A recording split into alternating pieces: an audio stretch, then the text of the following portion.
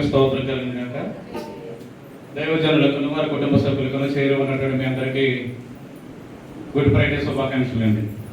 అందరికీ వందనాలండి. బాగున్నారా? Okay, thank you. దైవజనులు ఎక్కువగా మాట్లాడొద్దని ముందుగా సిగ్నల్ ఇచ్చారు. నేను తక్కువగానే మాట్లాడతాను. అయితే నాకు పాట పాడే అలవాటు కనుక ఒక పాట పాడేసి జస్ట్ 4 మాటలు చెప్పేసి నేను తొందరగా ముగించేస్తాను. ప్లీజ్ నిలబడితే బాగుంటుందో అనుకున్నాను. చాలా మంది తలలు వాచ్ చేశారు. యేసు ప్రభు సిలువ మీద వాడిస్తే మీరు ఫ్యాన్ల కింద ఏసీ కింద కూర్చొని సిలువ తలలు వాచారు. బాగుంది. తర్వాత సుబ్బలక్ష్మి గారు, నీరజ్ గారు, ఈశ్వరరావు గారు మన దప్పికని తీర్చడం కోసం అక్కడ రసనం తయారు చేశారంట. త్వరగా ముగించేస్తే మనం తాగేసి తొందరగా వెళ్ళిపోవచ్చు. Thank you. ఏమివ్వగలనయ్యా నీ ప్రేమకు, ఏమివ్వగలనయ్యా నిరుపేదను, ఏమివ్వగలనయ్యా నీ ప్రేమకు, ఏమివ్వగలనయ్యా నిరుపేదను, ఏమివ్వగలనయ్యా నీ ప్రేమకు, ఏమివ్వగలనయ్యా నిరుపేదను, నా కొరకు చేసిన త్యాగానికి, నా కొరకు చిందిన రక్తానికి, నా కొరకు చేసిన త్యాగానికి, నా కొరకు చిందిన రక్తానికి, ఏమివ్వగలనయ్యా నీ ప్రేమకు, ఏమివ్వగలనయ్యా నిరుపేదను, ఏమివ్వగలనయ్యా పాడదాం, ఏమివ్వగలనయ్యా నిరుపేదను, విస్తార జనమును నాకివ్వగా నీవు నిరుపేదమైనావుగా,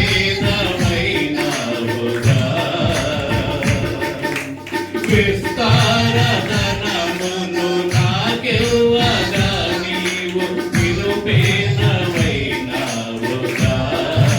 పరలోక గగనాల భువనాల నీయటి రారాజువు నీవేనా,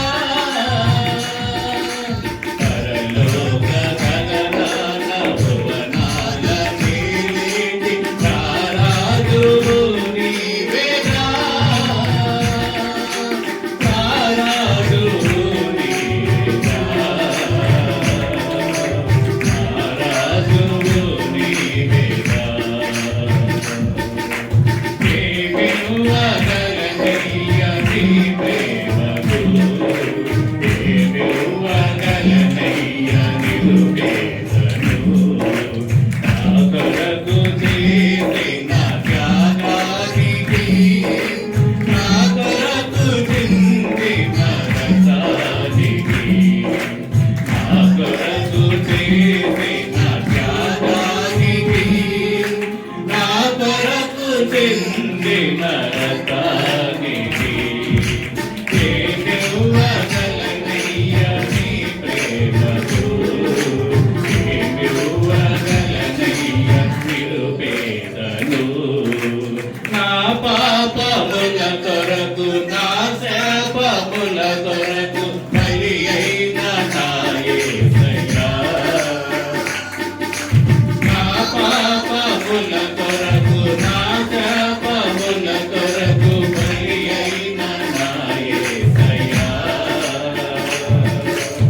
ఇలలో నా విలువైన ఘనమైన నీ ప్రేమ ప్రకటించును నేనయ్యా,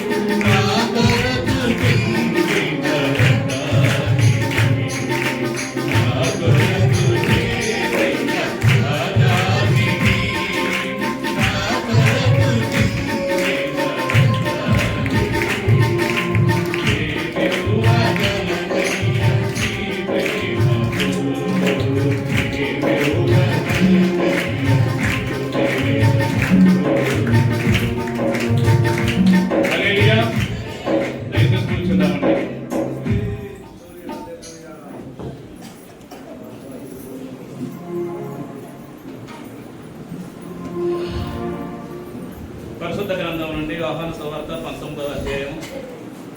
మీరు ఎంత తొందరగా తీస్తే అంత తొందరగా కట్టే కొట్టే తెచ్చి అన్నట్టు సెంటెన్స్ ముగించేస్తాం. చూడండి 30వ వచనం. యేసు ఆ చెరకను పుచ్చుకొని సమాప్తమైందని చెప్పి తల వంచి ఆత్మను అప్పగించాను.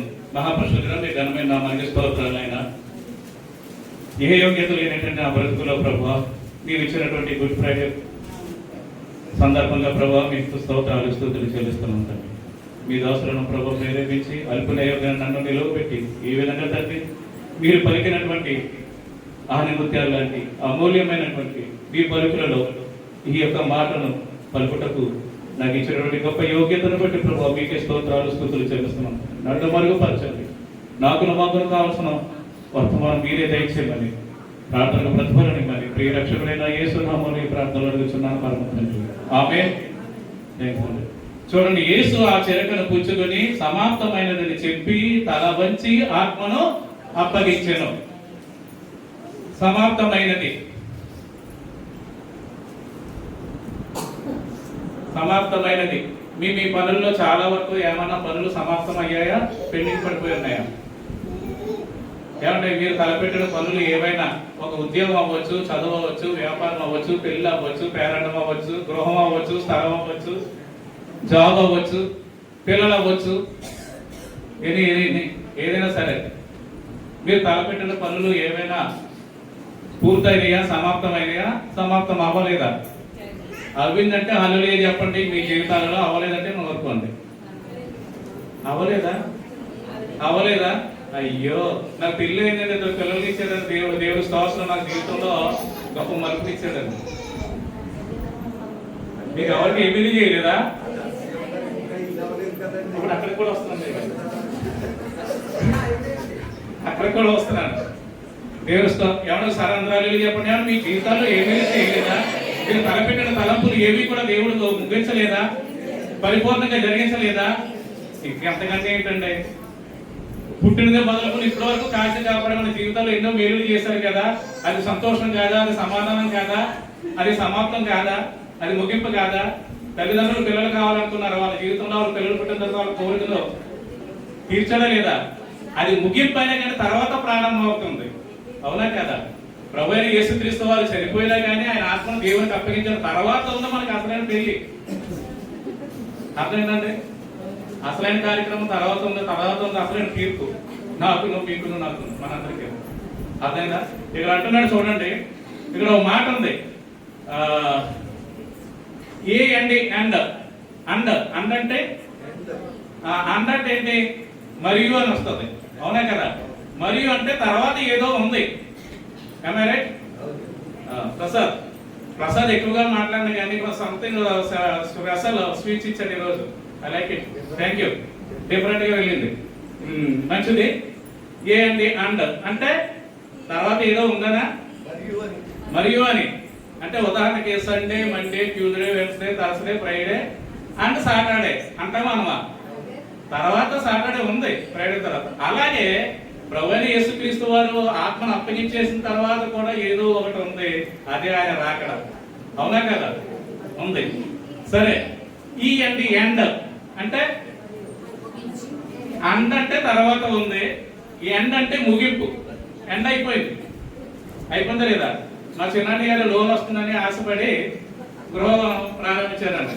ఆ సంఘ బిడ్డలు వచ్చారు, దైవజనులు వచ్చారు, ప్రారంభం చేశారు, అంత బాగుంది. గోల్డ్ వరకు చాలా ఆశ వస్తుంది, అది ఇంకా ముగింపు అవ్వలేదు. ఆయన ప్రారంభం అయిన దగ్గర నుంచి అయ్యి బాబు ఎంత ఎస్టిమేషన్ ఏం చేశారు, కొన్ని రవిగా వద్దురా, ఎంత తగ్గించేదారా, చిన్నగా కట్టుకుందారా, ఎక్కడ మన డబ్బులు సరిపోవరా, మన దాసి డబ్బులు సరిపోవరా, లోను సరిపోవరా, నా మాట ఏంటంటే ఊరుకోండి అడిగారు. మీరు అలాగే అంటారు. అంటే ప్రారంభంలో ఏమవుతుంది? ప్రారంభించడం బాగానే ఉంది. ఆ ప్రారంభంలో ఏమైంది? దుఃఖం మొదలైపోయింది, శోధన మొదలైపోయింది. అవునా కదా? ఏది మనం కట్టగలమా లేదా, అవుతుందా లేదా, కట్టకపోతే సిగ్గుపడిపోతాం, ముగించకపోతే మళ్ళీ బాధపడిపోతాం, అందరిలో అవమానం వచ్చేది. ఈశ్వరాలు చాలా ప్రోత్సహించారండి, వారికి నిండా వందనాలు. వారి ప్రోత్సాహం వల్ల కొంత ముందుకు సాగిపోయింది రైలు. ఇకపై కూడా సాగిపోతుంది, పర్వాలేదు. ఎందుకంటే సహకారులు ఎక్కువగానే ఉన్నారు, ఎక్సెప్ట్ మీ, నా తప్ప. నేను మాత్రం అంటే నేను తెలియకుండా ఇండైరెక్ట్ వాళ్ళు సహాయం చేశానంటే ఈశ్వరరావు అంకుల్ గారు తెలిసి ఏ విషయంలో చేశాను అది వాళ్ళకు కూడా తెలుసు, కానీ చెప్పరు బాబు. రాజు ఏమి చేయట్లేదు మాకు అని అనుకుంటారు, కానీ నేనేమి చేయకపోయినా కానీ మాట సహకారం చేశానండి. అవునా కానీ అంకుల్ గారు చేశాను. దేవుడు స్తోత్రం. అంటే గొప్ప చెప్పుకోవట్లేదు. అయితే ఎండ్ అంటే ఈ ఎండ్ అంటే ముగింపు. ముగింపు అయిపోయింది అంటే సమాప్తం అయిపోయింది, ఇక తర్వాత ఏమీ లేదు. అవునా కదా? ముగింపు అయిపోయింది. ఓ మూవీకి వెళ్ళాం అనుకోండి, విశ్రాంతి ఇస్తాడు, తర్వాత ముగింపు అంటాడు, లేకపోతే శుభం అంటాడు, ది ఎండ్ అంటాడు. అయిపోయింది, మీరు వెళ్ళిపోవచ్చు ఇంటికి. ఇంక మీరు ఇక్కడ కూర్చున్నా ఏమి కూర్చోబెట్టరు, టీలు టిఫిన్లు ఏమో స్నాక్స్ ఎవరో వెళ్ళిపోండి బాబు అని డోర్లు తెచ్చేస్తారు, ఫ్యాన్లు ఆపేస్తారు. అవునా కదా? అలాగే ఉంటది. కనుక ప్రభు అయిన యేసుక్రీస్తు వారు ఈ లోకంలోనికి ఎందుకు వచ్చారంటే ముగింపు కావలసిన మన బ్రతుకులను బ్రతికించి ఆయన ముగింపు అయిపోయాడు. అర్థమైందా?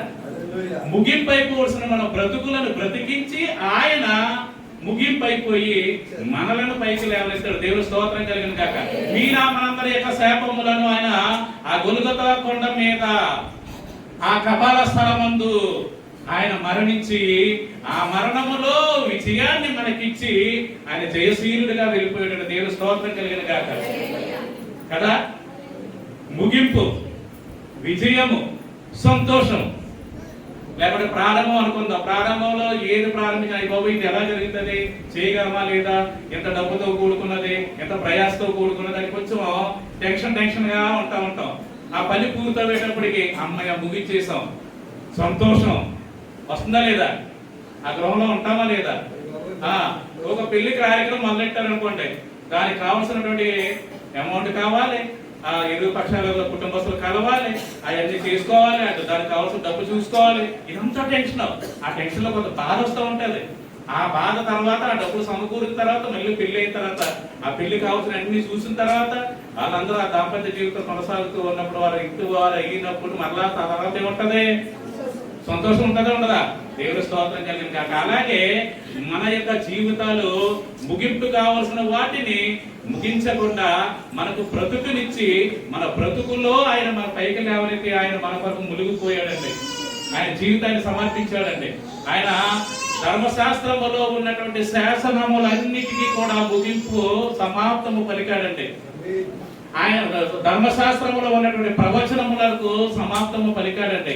సాతాను క్రియలకు, సాతాను మరణం అనే ముళ్ళును విరిచి దానికి సమాప్తం పలికాడండి.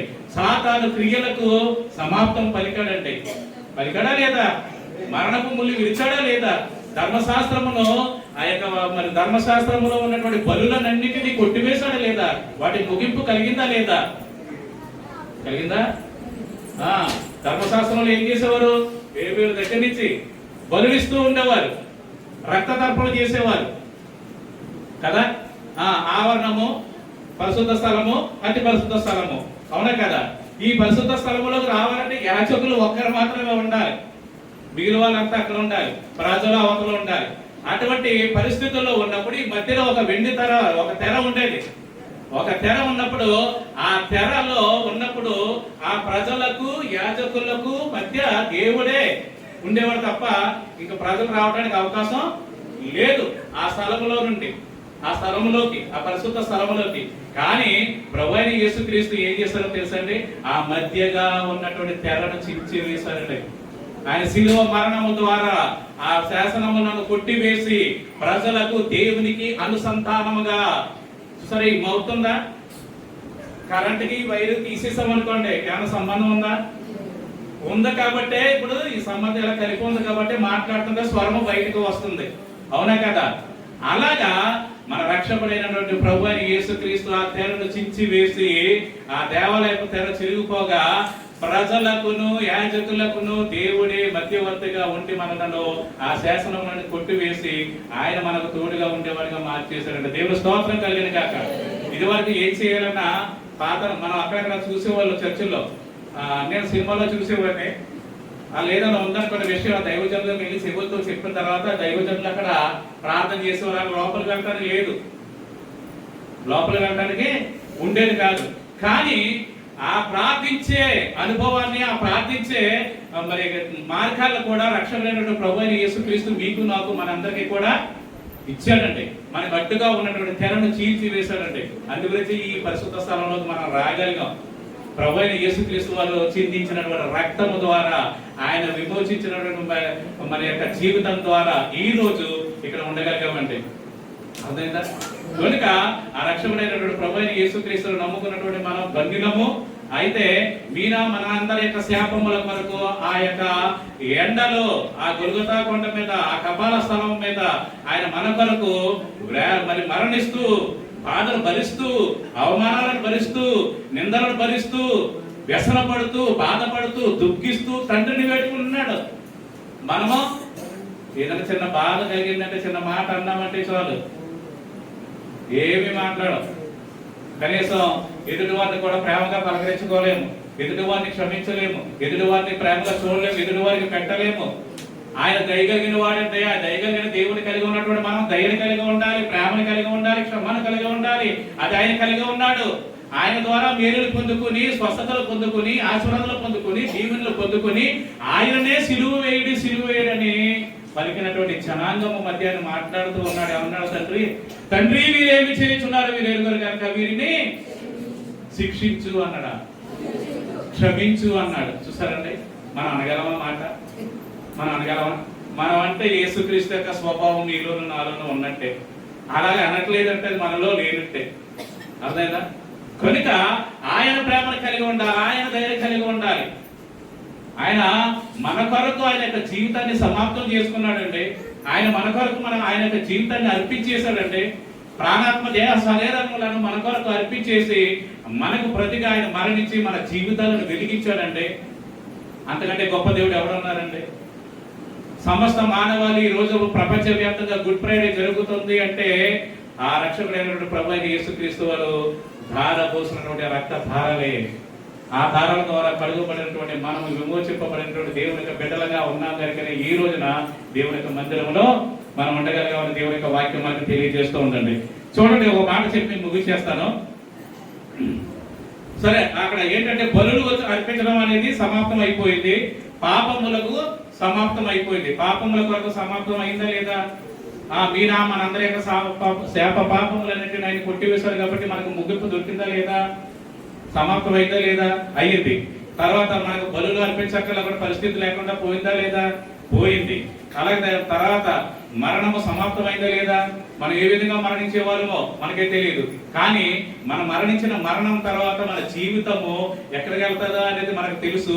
ఇప్పుడు ఎందుకు తెలుసు అంటే క్రీస్తు రక్తంలో కడుగబడ్డాము కనుక, ఆయన రక్తం ద్వారా విమోచింపబడ్డాము కనుక, మన శాప పాపములు కొట్టివేయబడ్డాయి కనుక ఇప్పుడు మనము సరాసరి డైరెక్ట్ గా యేసు దగ్గరికి పరలోక రాజ్యంలోకి వెళ్ళిపోతామని ఆశ కలిగే భక్తి చేస్తున్నాం.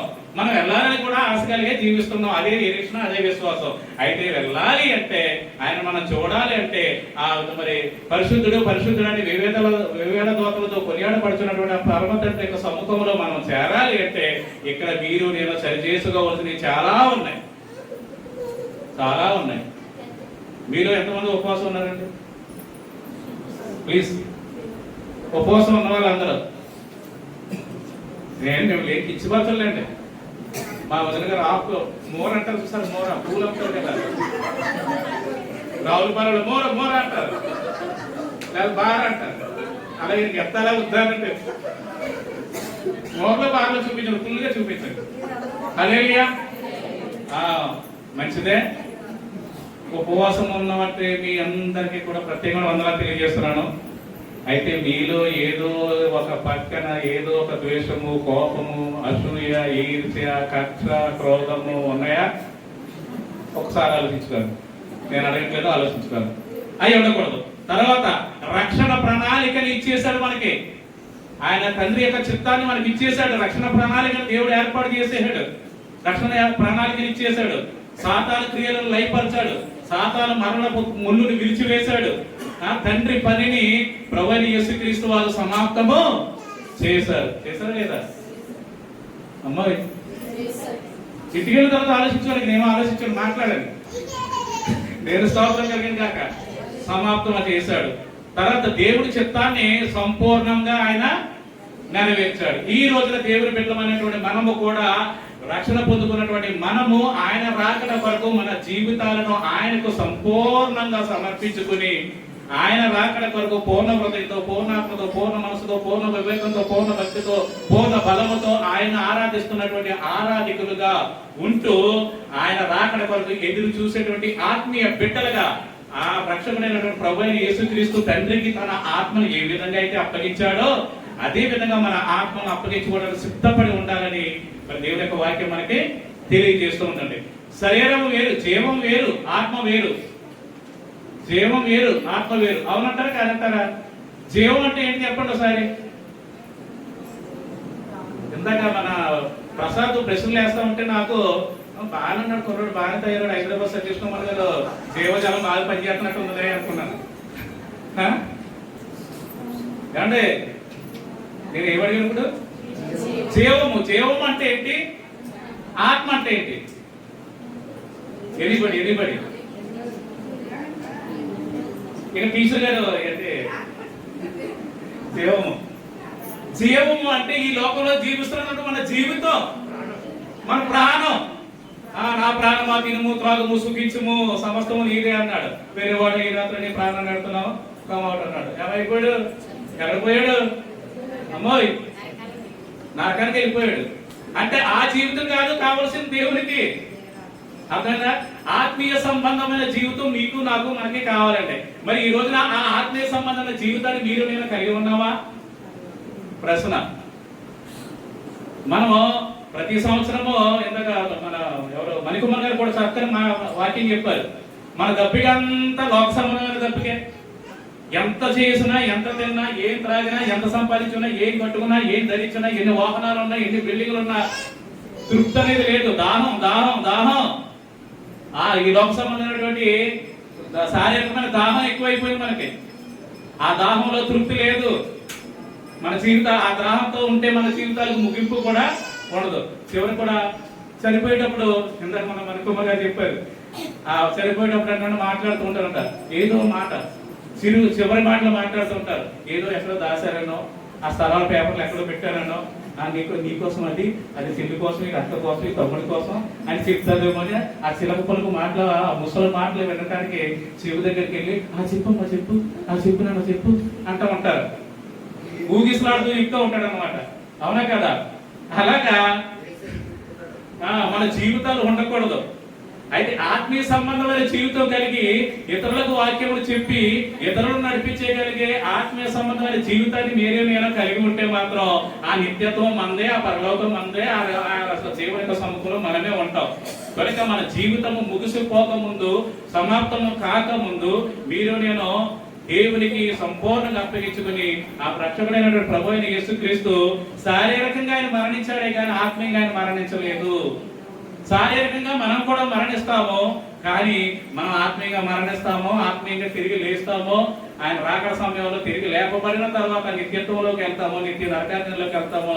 ఆ చాయిస్ దేవుడే మనకు ఉద్దేశాడు కనుక మనం అర్థం చేసుకుని దేవుని ఎంతో భయభక్తులు కలిగి ఆత్మతో సత్యంతో ఆరాధిస్తూ ఆయన తండ్రికి చిత్తాన్ని నెరవేర్చి ఆ యొక్క తండ్రి చిత్తానికి ప్రభు యేసుక్రీస్తు వారి ఆత్మను ఏ విధంగా అయితే అప్పగించాడో, రక్షణ పొందుకున్నటువంటి మనం కూడా మన ఆత్మను ఆయనకు అప్పగించుకున్న పరలోక రాజ్యంలో మరి పరిశుద్ధులని కొలవపడుతున్నటువంటి వేవేల దోకల మధ్యలో నేను మన ఆత్మలో కూడా అక్కడ ఉండాలని కోరుకుంటూ ఈ కొద్ది మాటలు చెప్పుకొస్తున్నాను. ఈ మాటలు దేవుడు మన వెనుకల్లో దీవించును గాక.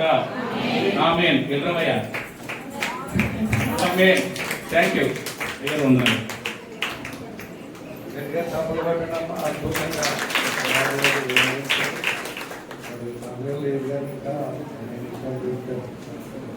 ఆయన అద్భుతమైన పాట పాడారు. ఏమియ్య గలనయ్య, తర్వాత గలనయ్య నిరుపేదం నింపినది, నిరుపేదం అంటే రాజుగారు, అంటే రాజుగారు చాలా పేదవారు అయిపోయి పోతా నిరుపేదలై అన్నట్టుగా కానీ ఆయన కలిగి ఉండటంలో పేదవాళ్ళు కాదు. అదండి, మనం ఆ పాట నిరుపేదలనే పాట పాడుతున్నారు, కానీ నిరుపేదలమైన మనల్ని ధనవంతులుగా చేయడానికి ఆయన దరిద్రుడయ్యాడు. హల్లెలూయా. నిజంగా యేసయ్య నమ్ముకున్న వాళ్ళందరూ ఆశీర్వదించబడతారండి. డబ్బున్న వాళ్ళు అవుతారు. మంచి ఆహారం, మంచి భోజనం, మంచి ఇల్లు అన్ని సమృద్ధిగా దొరుకుతాయి. నమ్ముడు ఆమె స్తోత్రం చెప్పండి. కాబట్టి పేదరికం అనేది పోతుంది. అది ఈనాడు అమెరికా దేశం అంత అభివృద్ధి చెందడానికి కారణం ఏంటో తెలుసా? వారు ప్రభుని అంగీకరించారు, నమ్మారు కనుక. క్రిస్టియన్ రాజ్యం ఉంది కనుక మొత్తం అగ్రరాజ్యాలన్నిటికంటే గొప్ప రాజ్యంగా అమెరికా అయిపోతుంది. అమెరికా కంటే ముందే మనకు సువార్త వచ్చింది. అమెరికా వాళ్ళు అమెరికా దేశానికి ఎవరు వెళ్ళారు సువార్తను పట్టుకుని? అమెరికా కనుగొనక ముందే మన ఇండియా ఉంది. ఇండియాకు ముందే దైవజనులు వచ్చి వారు చెప్పారు. కానీ మన ఇండియన్స్ సువార్తను ఏం చేయలేదు, అంగీకరించలేదు కనుక ఇంకా పేదవారిగానే ఉండిపోతుంది. మరి అమెరికా ఏంటి, జర్మనీ, ఏ దేశము, ఏ వ్యక్తి అయితే, ఏ కుటుంబం అయితే ప్రభువుని అంగీకరిస్తారో వాళ్ళు ఆశీర్వదించబడతారు. హల్లెలూయా. ఈ ప్రభులో మనం అందరం తెలుసుకోవాలి. చక్కగా వివరించారు. ఆయన పాట ఏంటి, మాటలు ఏంటి అన్ని ఎండ్ సమాప్తం చేశాడు ఆయన. పేదరికానికి ఎండ్, పాపానికి ఎండ్, అర్థమైందా? అన్నిటినీ ఎండ్ చేశాడు. అర్థమైందంటే కొట్లాట్లకి ఎండ్, అమ్మా గొడవలకి ఎండ్, కత్తులు కట్టాలు పట్టుకోవడానికి ఎండ్. అర్థమైందా? అన్నిటిని సమాప్తి చేసి మనకు గొప్ప రక్షణ ఇచ్చాడండి. హల్లెలూయా. సో చివరి వచనానికి వచ్చేస్తున్నాం. చివరి వచనం చెప్పే ఆయన ఏంటి, విన్న వాళ్ళు ఏంటి, మనం అందరూ ఓర్పు కావాలి. ఎందుకు? టైం ఎంత ఉంది? 3:20.